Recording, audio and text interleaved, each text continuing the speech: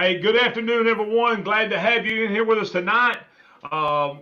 We got some special guests in with us tonight. We also have my co-host with us, Joey Kirby. And welcome to SmackDown Catfish Talk tonight.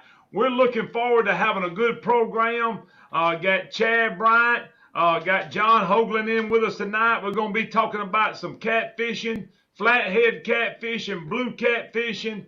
And guys, we're going to need y'all in chat to be a part of this program to ask some questions. Joey's going to be watching for that. And while you're just getting tuned in, if you know some friends who would like to be a part of this program, tag them. Let them know we're here. Share this right here. And let's get some views going.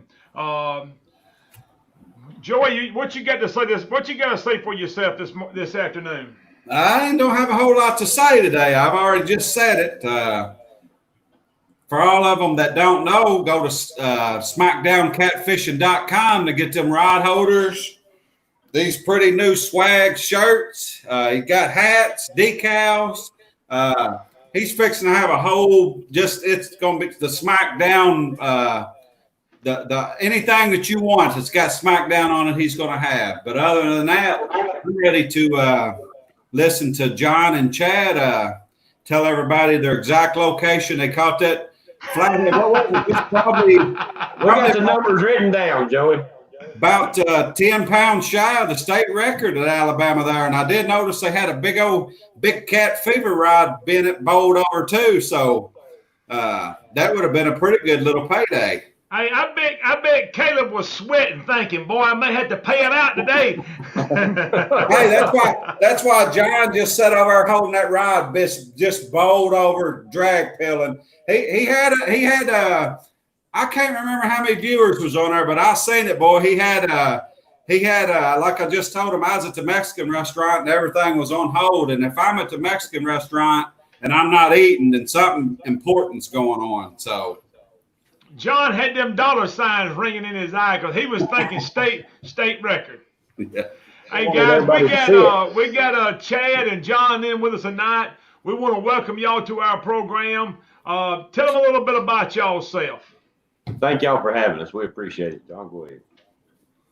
I'm John. I live here in North Alabama. We fish the Tennessee River all the time. Wheeler, Wilson, Gunnersville. We fish a lot of fishing tournaments here locally. Just enjoy catfishing. Any kind of catfishing there is, we enjoy it. I've noticed that y'all do a lot of tournament fishing. Y'all too. How long have y'all been partners? Have you been fishing together? We've been fishing together forever, and we've only been fishing tournaments a couple of years, not that long. We've always enjoyed fishing, always loved it. And the very first tournament I believe we ever fished, Steve Dobbs had a little fruit jar tournament with the Hold'em hook tournament trail, and it was a trifecta tournament. You had to catch a channel, a flat, and a blue. And we entered that and won that one. And that kind of got us hooked. Well, I noticed that, we've come acquainted with each other. I don't know if it's probably over a year now or close to it anyway.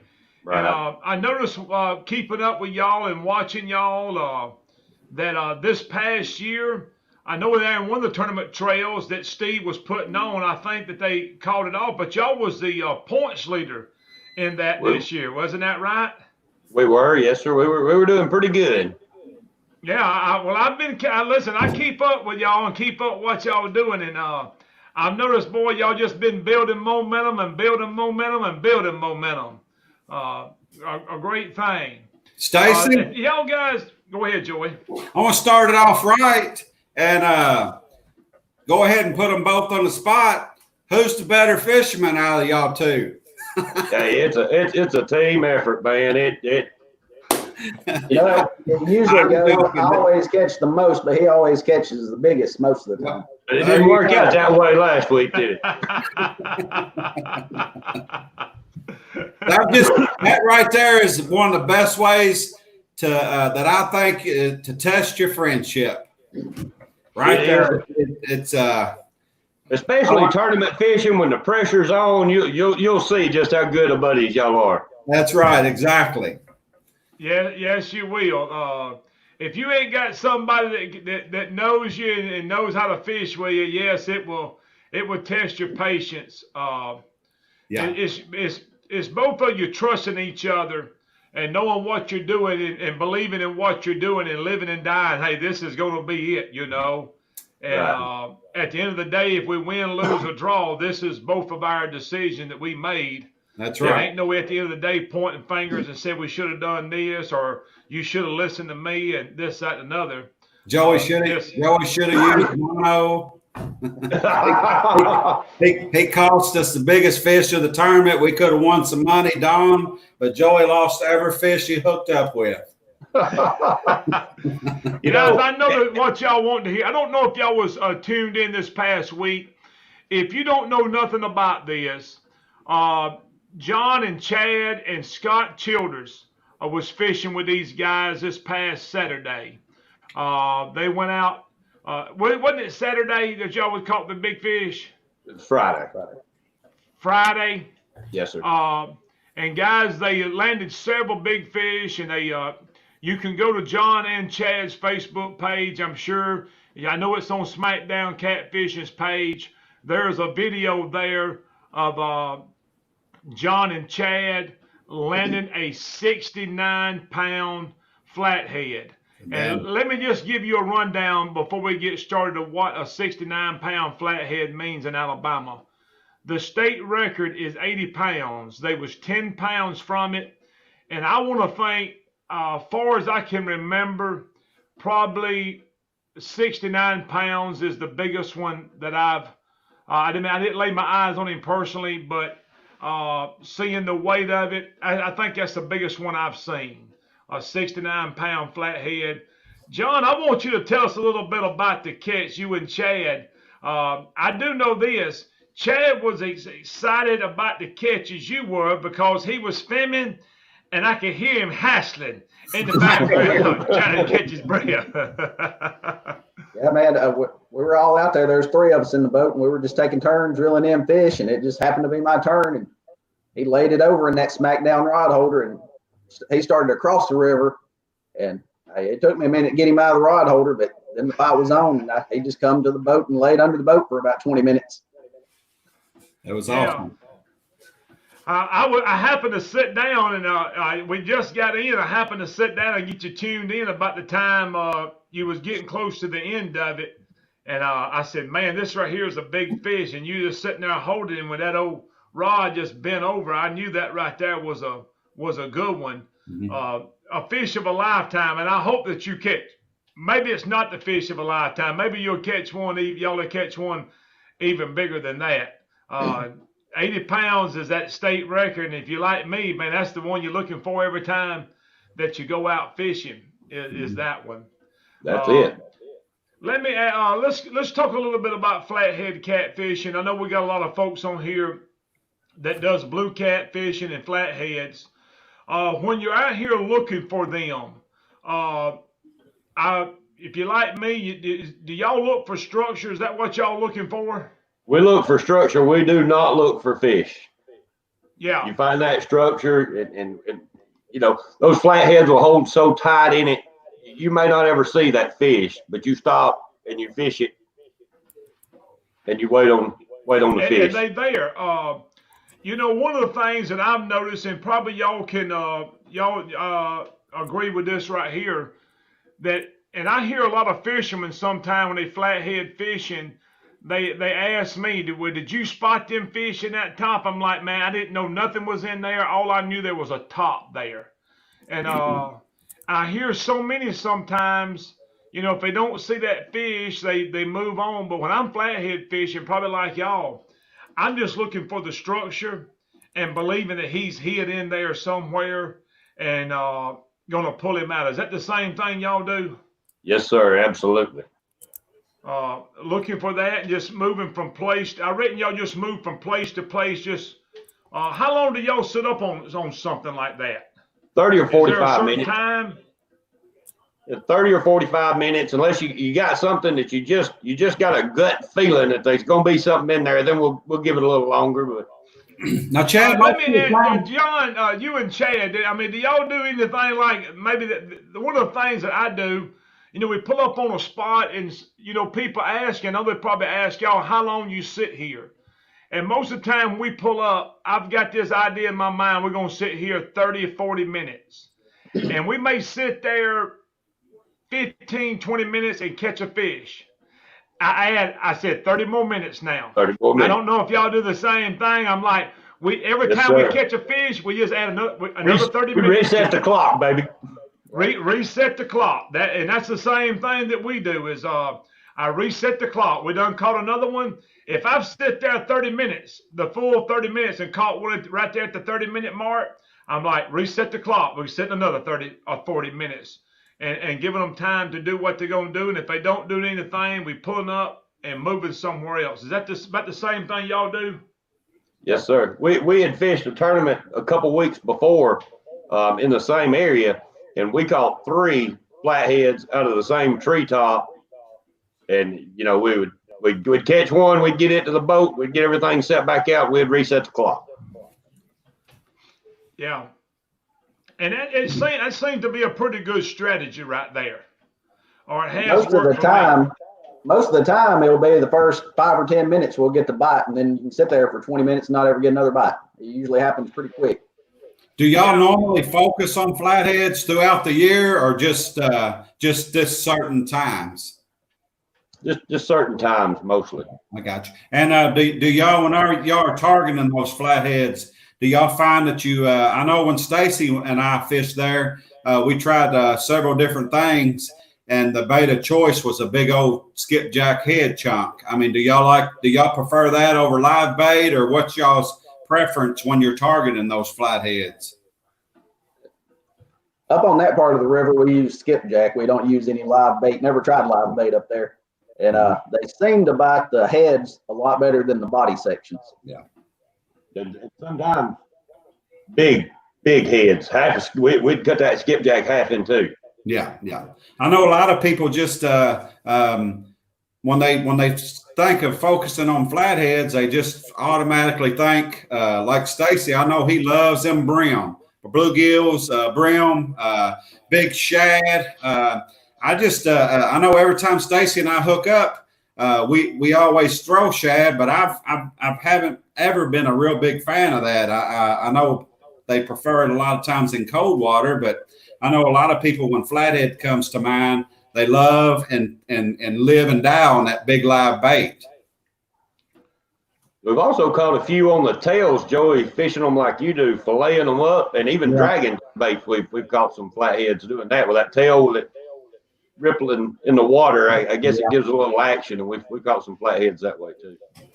One of the things that I've noticed, and I'm a firm believer. I'm gonna have, if it's possible, I'm gonna carry a couple of different baits with me to present. If I can get my hands on shad, like Joey said, if I can get my hands on fresh shad, I'm gonna have some. If I can get my hands on live brim, I'm gonna have some. I'm gonna always try my best to have skipjack, and I always try to present these 3 baits if I've got them, and then I try to make a decision as the day goes on. But far as day in and day out, guys, if you're on here and you're looking to try to catch catfish, one thing that has proved itself over and over and over again is that skipjack. Yes, sir. Go ahead. It's the same. We do the same when we're fishing, whether we're fishing for blues or flatheads, and I know you do the same, Stacy. You try several different things, several different rigs, and you kind of find out what they like, and then you start switching your stuff over to what's working. And that's what we go to. I think the other day when we was up there, we had some. I don't know if we had any shad then. Did we have some shad, Joey? I think we did. We had some monster shad, and we had skipjack, and we was fishing with the heads, which I always try to steal all the heads from Joey right to start with. And I think the last day and a half we had so many skipjack. I told Joey, I said, Joey, don't worry about the bodies. I said, just cut the heads off and throw the bodies back in the bag. And if we run out, then we'll start using the bodies, because everything we was catching was on heads. Was. And I'm like, hey, we just use all the heads and until we run out of them. And that was what we done. And you just form that pattern over catching 3 or 4 fish. You like every one of them's coming off this skipjack head, you know. And I'm like, hey, we're gonna put it on all other reels that's out there in the water, because this right here is the bait that's predominant today. Yep. That day we went up there, we had one goal. Scott Childers was fishing with us, and he never has caught a whole lot of flatheads. His personal best flathead until that day was 8.5 pounds. And when he got in the boat with us, we said, Scott, we got one goal today. That's to beat 8.5 pounds. And the first fish we caught was like 13.5, and he caught it, and it was on a little chunk. But as the day went on, we figured out the bigger fish were hitting those heads, the bigger baits. Hey, tell them a little bit about the fish that y'all caught that day, the number of them and the size of them. Go ahead, John. Would y'all mind telling that? By the time the day was over, Scott's personal best was 53 pounds. And he caught another one that was 35. And then I caught one that was 51, and then the big 69. But I think we put 20 fish in the boat that day, and they were all flatheads, but 5 of them, I think we caught 5 blues. What rig do y'all Shannon Williams wants to know what's your favorite rig when you're fishing heavy cover? Your favorite flathead rig when you're fishing heavy cover? We just use about a 4-ounce egg weight on a Carolina rig, just a regular Carolina rig, so it can slide. I think if they feel the tension on there, they seem to let it go because they're a real light bite most of the time. That we'll use a real long leader, about 3 foot, and just barrel swivel them. I for some reason I'm every time somebody's reeling one in, I check the rig out, and that's the truth, Shannon. He had a egg sinker on there and a real long leader. So that's thank you for answering that. That was one of the questions. And I'll tell you another thing, Joey. I like those smackdown rod holders because it lets us get that rod tip way up in the air in that traveling position that Stacy calls it. And that lets that tip, you get all the flex out of that tip before it hits the backbone. And with those flathead bites, that really helps. Hey, I'm gonna tell you this too. Stacy usually he picks me a little bit. I picked him our last trip, and this is the truth. I'm gonna go ahead and throw this out there. He smoked me. I use a Carolina rig, and he uses a different type of rig. But I do notice if I'm anchored up throwing out, and I'm using a Carolina rig, for some reason now it's clicked into my head, instead of tight lining that rig, to leave I don't know a foot or so of slack in there. That way, when your sinker's on that bottom, it'll let that bait go on out in the current a little bit more. I know I'll pick that up on Stacy because he was flat smoking me, and I was sitting over and kept looking at him and see if he had his legs crossed or what he was doing different. And toward the end of the trip, that's the only thing that I'd caught. And our last day, I had that fish break my line, and that's kind of how I had it set up. But anyway, it's crazy how something little like that makes all the difference. Absolutely. That's why we use a little bit longer leader, just to get it out a little bit farther so it can move around a little bit more. Yeah. John and Chad, I want you to share a little bit on this right here, because I know y'all made mention of this. It was probably a year ago or so. There was a chat going on about flathead catfish, and I was watching some of it. And somebody asked a question on there that afternoon. Does them flathead ever bite funny? And I call it finicky. And the guy said, "Oh man, they just slam it." And I'm like, man, I've dealt with them. I knew exactly what that guy was talking about to ask that question, because there is times them things are very, very finicky. Have y'all experienced that? And just share a little bit about that, because some people don't. I mean, they think some of them, even big ones, they just. I mean, they do slam it, but there's sometimes they don't slam it, and you may have to sit there and I've sit there and watched them 5 minutes. My pole eased over, and a guy that's maybe a new guy be in the boat with me and say, "Is that a little one?" I said, "No, we just got to give him time." Now, have y'all experienced that? Because some people hadn't experienced that. Video you took under the day. Yeah, most of the time you'll see them like they'll just hit it one time, just pop it, and then you'll just see your rod just load up with it real slow. Up there at the upper river where we've been catching them, they'll grab it and run upriver with it.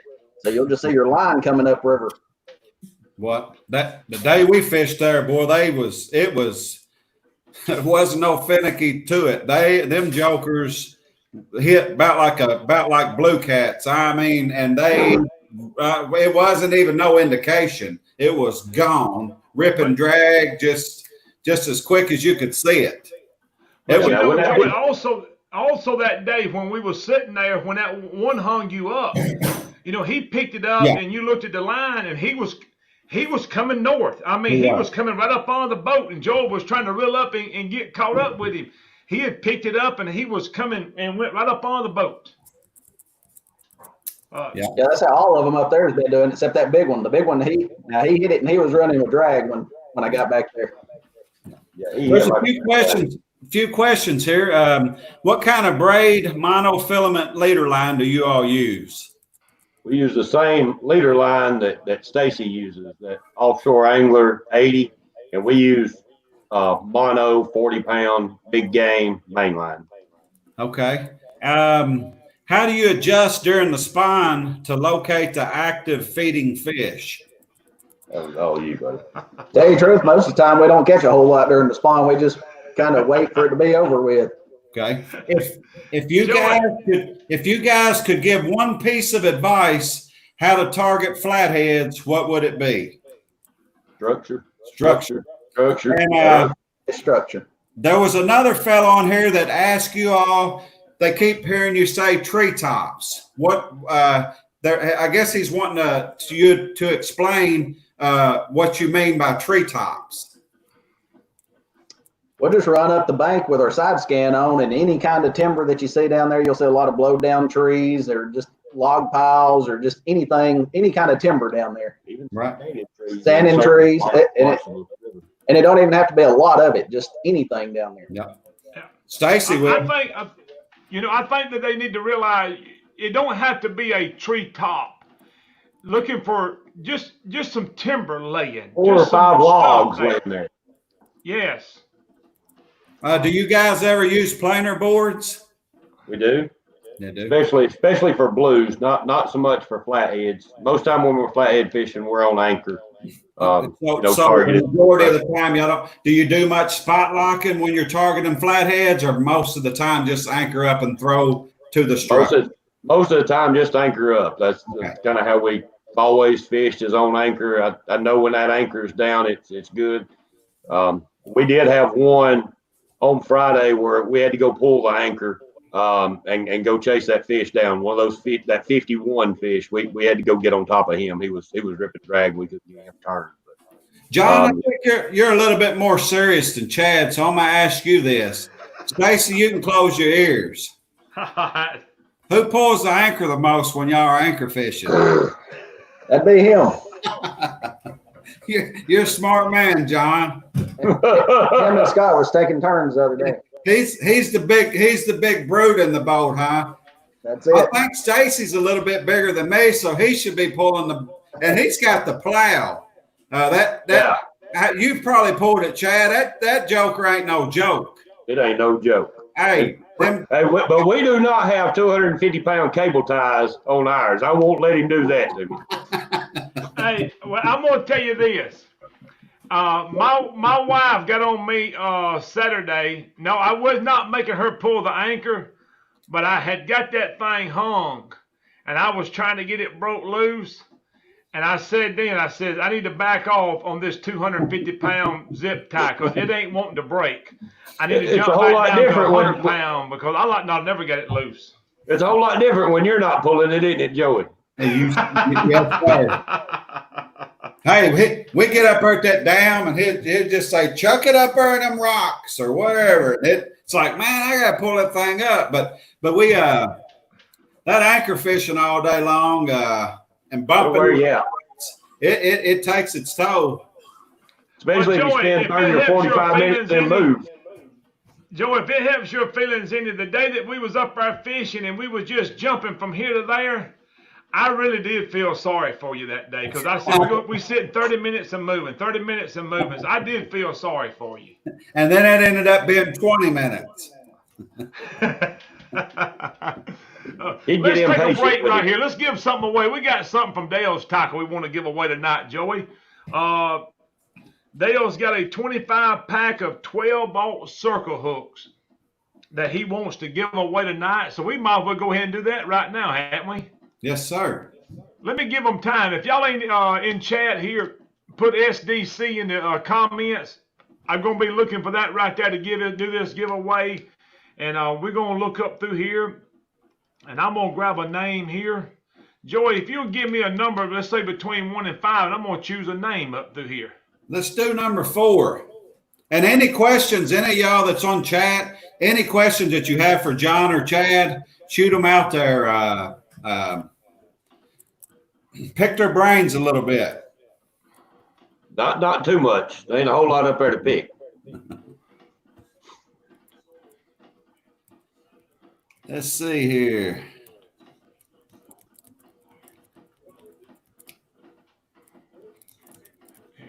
Well, they got the SDC going. Yeah, that's for a 25-pack of the 12-aught circle hooks that Dale has. I got it right here. Hey, Jeremy, you can contact me or Joey, or if you know Dale's Tackle, you can contact him directly, Dale Dunaway, and tell him that you are the winner of the 25-pack 12-aught circle hooks. If you cannot reach him, if you got me or Joey, or you can jump into the prefer that you contact us on our personal page, Stacy Gasson or Joey Kirby, and we can get the information from you from there to get the stuff to you. So Jeremy, congratulations, man, and thank you for being a part of our program and being a part of chat. I know we got several people, got 174 people tuned in with us tonight on Facebook and on YouTube. And so, guys, we want to let y'all know we appreciate y'all tuning in with us and watching us. So, Jeremy, thank you so much for being a part of this program. And you are the one of the Dale's Tackle 25-pack of 12-aught circle hooks. Them right there, some big hooks. Them right there is going to be them trophy catfish hooks there. Chad, what y'all, John, Chad, there's a few people on here wanting to know what's your ideal depth when you're targeting those flatheads? Man, that's kind of tough, Joey. That section of the river is relatively shallow, 25, 30 feet, but we caught some of those fish close to the bank in probably 10 feet of water or less. All right. Stacy, here's a good one right here that you and I had some complications on. Maybe John and Chad can share. How do you guys fish when it's the heavy winds is blowing against the flow? How do you anchor your boat up when the wind's blowing against the flow of the water? That one can be tough. Drift socks, or sometimes you have to double anchor. So double anchor, you mean anchor up and come back and then drop one at the back? Yes. Gotcha. There you go. You know, what we run into that day was the wind was stronger than our current. And I don't carry but one anchor on my boat. And we ended up trying to find a snag or a stick sticking out of the water. So we was limited. We just couldn't fish right where we wanted to fish at. We had to fish where there was a snag or stick sticking up out of the water. And we would go past it, throw the anchor down, and Joey would get it to hook, and we would let the line out till we backed up to that stick, and I would tie the back of the boat off to that stick or that treetop that was sticking out to keep the boat from trying to blow around, because it can be aggravating. And then you were kind of right on top of the structure that you wanted to be fishing. We'll get up above it and anchor down so we can throw back into that structure instead of being right on top of it. Okay, that answered a couple other questions. When fishing brush and log jams, what do you prefer to fish, the top sides or right over the top of the structure? Do you try to throw in front of the structure to get them to come out, or do you try to throw right up in it? Yeah, we usually throw right in front of it. Throw your bait in front of it, and then your scent can flow back into it, can come out of there. Do you ever use floats between the swivel and the baits to get it off the bottom? Sometimes we do. We tried both of them the other day, and the floats just weren't working, so we took them off. Always, I'm a firm believer in that. I always mix it up a little bit, and you'll find usually they prefer one way over the other. Yes, sir. What's the most weight that you and John have brought to the scales? Well, most of our tournaments are 3-fish tournaments. In a tournament, I guess. Most of the tournaments we fish are 3-fish tournaments, so probably, I don't know, a little over 100 pounds probably. That's a good day. Yes, it is.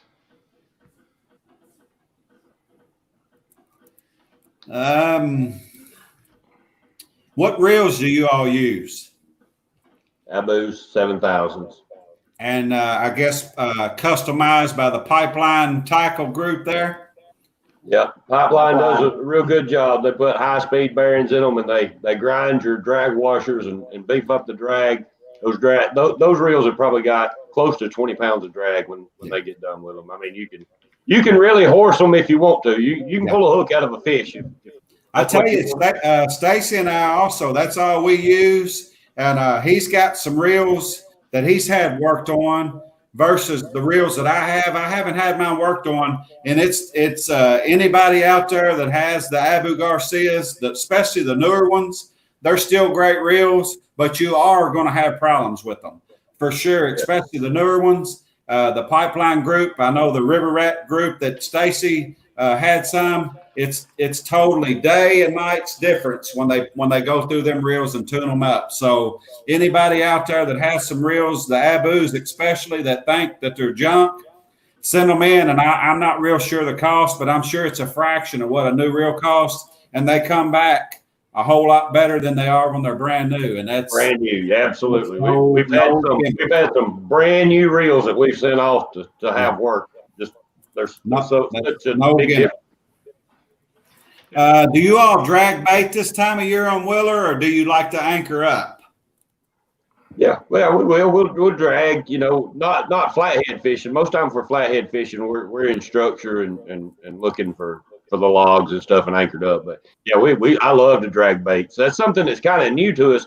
And Stacy has helped us out with that a lot. We never had done that much, and we're kind of new to it.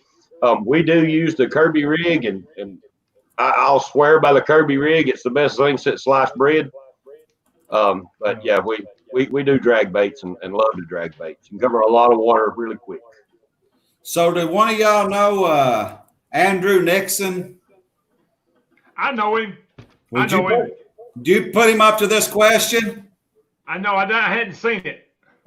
Joey, why do you prefer Braid main line? That wasn't us. Andrew, I'll answer this real quick. For now on, if I'm going to Gunnersville flathead fishing, I will not have braid line. Anywhere else that I go, I will have 80-pound braid line because I guess I can say that I live and die using that braid. I fish in a lot of structure, not so much rocks, and I'll still prefer it in structure over mono. That's just the way I am. If I'm fixing by a lot of rocks and stuff like that, don't use braid. I will tell you that. I'm gonna give a shout out to Drew Nixon. A couple of years ago, it's probably been 4 or 5 years ago, and I switched over to braid, and he was the first guy. I mean, I went all out. I went and bought a big old 1,500-yard spool over the better to line all 10 of my reels with. I done spent, I don't know how much that stuff was, but it wouldn't give to me. It was high. Yep. And I put it on every reel I had. And Drew told me, says, you ain't gonna like that fishing down there behind that dam. That's what he told me. And that was about the way he told me. He said, you ain't gonna like that fishing down there behind that dam. I'm like, man, this stuff will be tough. He said, it frays too easy. Mm-hmm. And I was like, he don't know what he's talking about. And I'm telling you, my first trip over there, I was in them rocks, and I got to notice, and I hung up one time, and I went to break it, and it just popped loose. I mean, just popped like that. I'm like, well, this stuff ain't very strong. And I got to looking when I reeled it in, my line about a foot or two from my leader just all frayed up. And I thought to myself, hey, he was right. I wasn't gonna like it. and I know, Stacy, when you caught a couple of them nice fish, his mono was boogered up, and he caught some 2 or 3 good fish, 30+ pound flatheads, and I reckon if he got on my braid, it would have snipped it right in half. Big Mike Polebender Presley wants to know, what rods do you all use? Big Cat Fever, heavy action. Heavy action. Hey, here's a question right here. I'm fixing to pop it up on the screen. Old Jeff Mayfield asked this question. Well, I'm trying to get it up there. It's there. About y'all guys humming. No, that ain't the right one. Hold on. Why ain't this working? It was up there. It was. There it is. And I took it down, I reckon, didn't I? There it is. Y'all guys, you run Hummingbird? We do. We have a Helix 12 on the boat. And I'll tell you, Noah, I talked to Noah last week, and he really dialed it in for us. It looks really good. Listen, he must have done a pretty good job. Y'all had 4 or 5 fish that weighed 200 pounds. He knows what he's talking about. He does. Here's a question for all 3 of you. Do you all mark fish while targeting flatheads, or do you just find structured and fish it? And also, I know y'all answered that earlier, but also, when y'all are using y'all's unit, what's your preferred? Do you like to use your sonar, side imaging, or down imaging when you're really, really dialed in trying to find that structure or find fish? Looking for structure, we just run the side scan, the side imaging. You can cover a lot more water, and you can see everything down there. Yep. Yeah. And to this Jesse Haddock here that asked this question, we had talked about this earlier. Jesse, them as well as I, we just look for that structure, not really trying to mark the fish in that structure, just fishing that structure. Them fish is in there. And, it may not always be treetops. It may be, an old bridge or a pile of rocks or just anything. Those flatheads love to hide up in stuff, and they'll tuck tight. Anything out of the ordinary. Stacy Gaston, please explain to me how it feels to catch a monster catfish in a tournament and still not get big fish.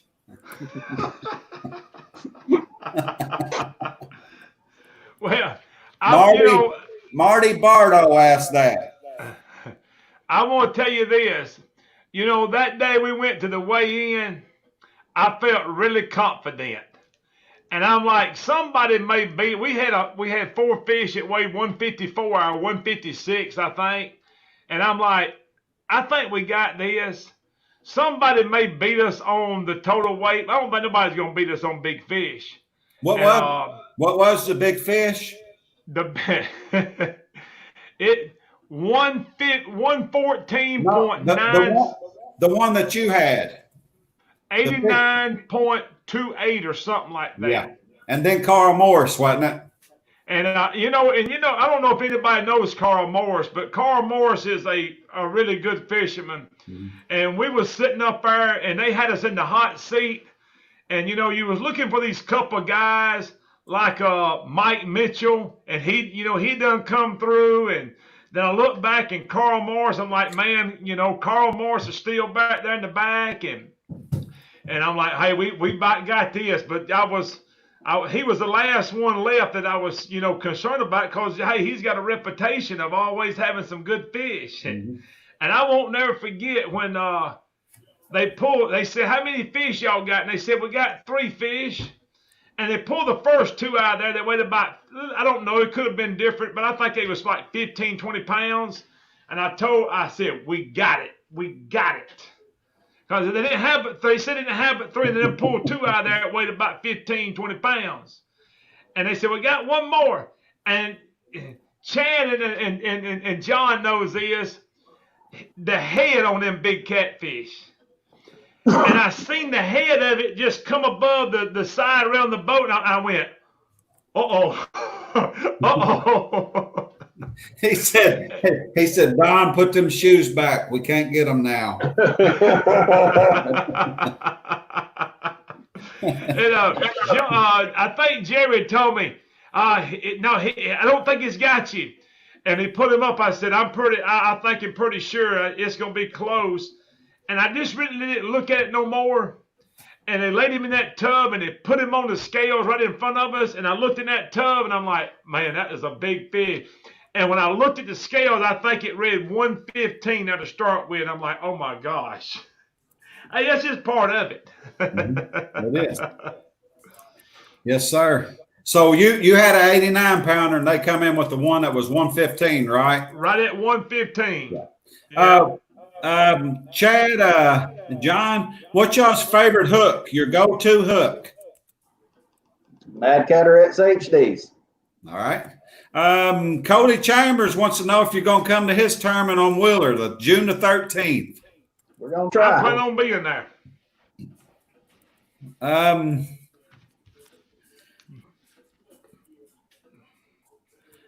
I don't know if there's any more. Skipjack head or chunks? Head. All right. Hey, well, there you go. Hey, John, we do have Caleb Page in the house with us. And I don't know how long he's been in here, but Caleb, they was pushing to try to get that bounty money on the state record. They thought they was going to be able to get something out of you now. Caleb's probably been sweating it twice this year. Mike Mitchell come close on the blue cat earlier this year. He caught one that was 117.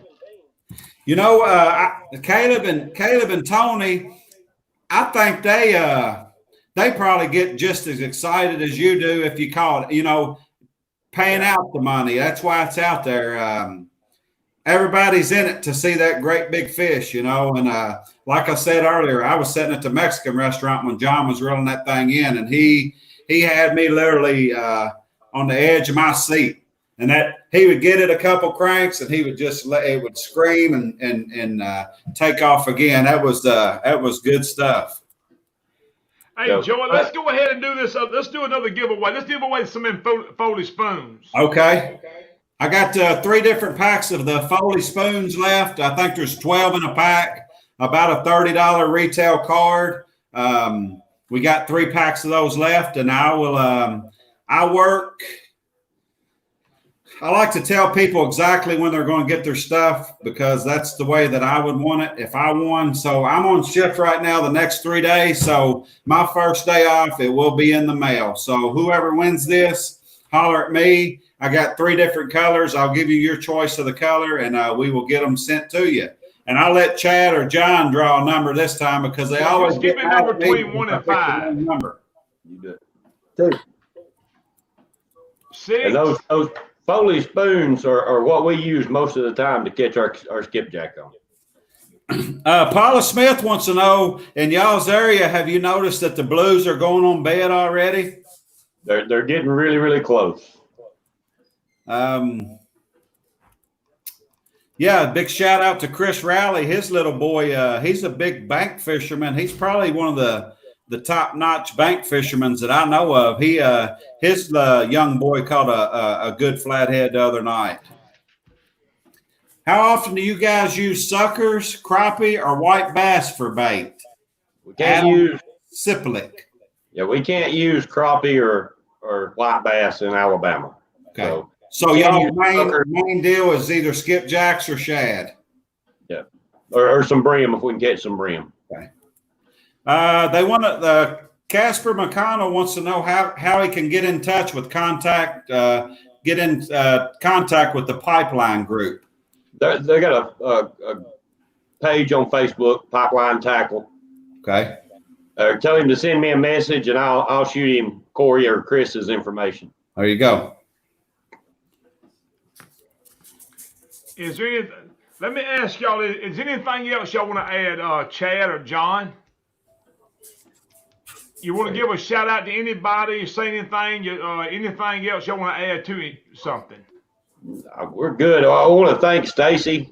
Stacy's helped us out a lot. I don't know if you guys, anybody knows it or not, but we bought a new to us boat. It ain't a new boat. Several months ago, and we were going to have to build a live well in it. And Stacy said, "Hey, get you metal, get you aluminum, call me, come down to my house." And guys, he helped us tear our boat apart, built us a custom live well in it. Man, you cannot tell that boat did not come that way. And we just appreciate you guys and everything y'all do. Yes, sir. Joey, the winner of the 40 spoons is Nitro Whisker Catfishing. Okay. Nitro, if you would, contact Joey Kirby on Facebook. If it's any way possible, contact him and tell him you're the winner of that. Yeah. He is on. He's watching I don't know if I'm YouTube. friends with him or not. If I'm not, just holler at Stacy or something, and I will for sure get them to you. Probably Saturday morning or Monday morning, first thing. Chad and John, do y'all ever suspend a few feet off the bottom, or do y'all like to just dead bottom? I guess it would depend on what you was fishing for. But somebody wants to know, do you like suspending a few feet off the bottom or just on the bottom? We do suspend some a lot, and I love to watch a suspended rod get bit, because most of the time when they bite a suspended rod, they just absolutely smoke those boats. Mm-hmm.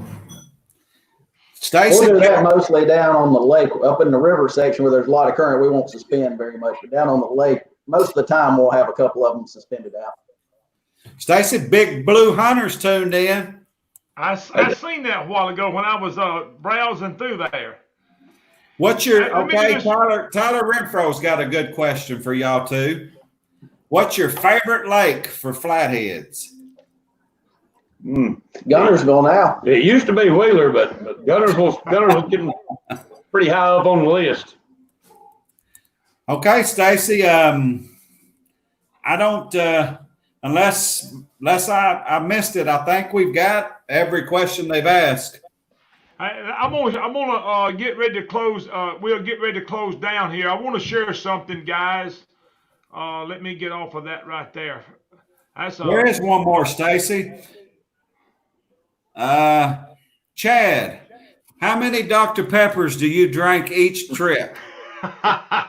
Stacy, you want to answer that one?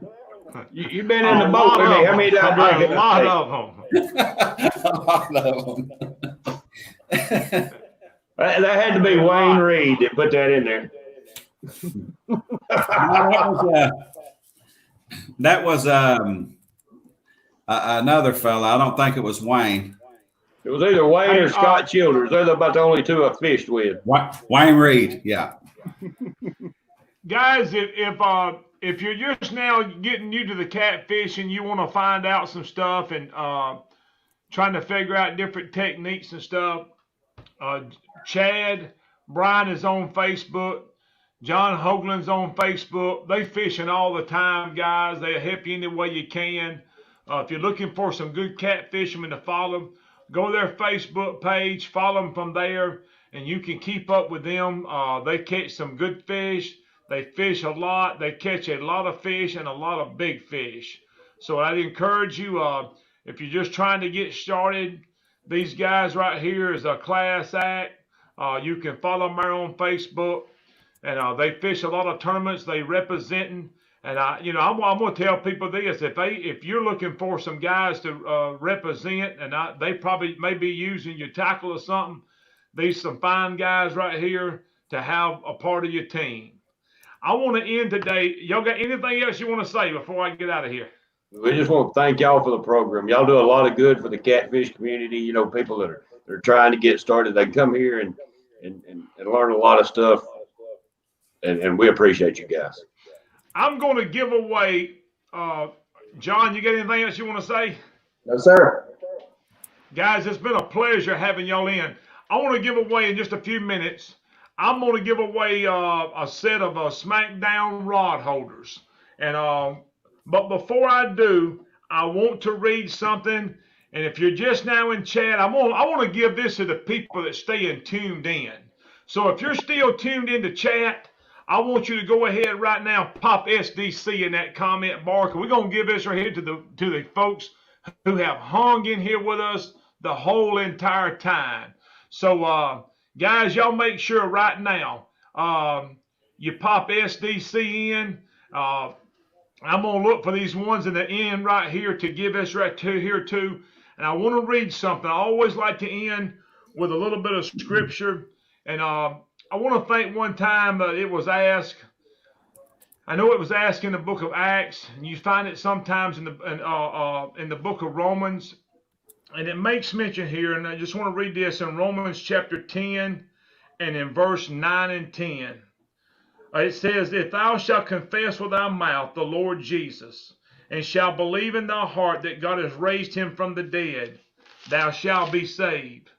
For with the heart man believeth unto righteousness, and with the mouth confession is made unto salvation.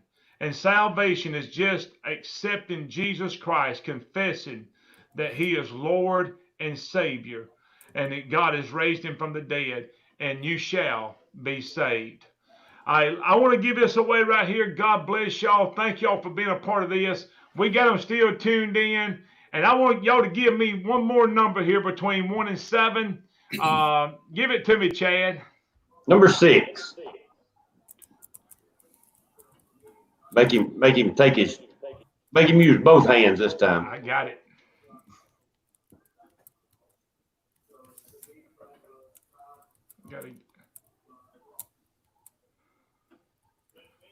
Well, my computer's slow for some reason or another.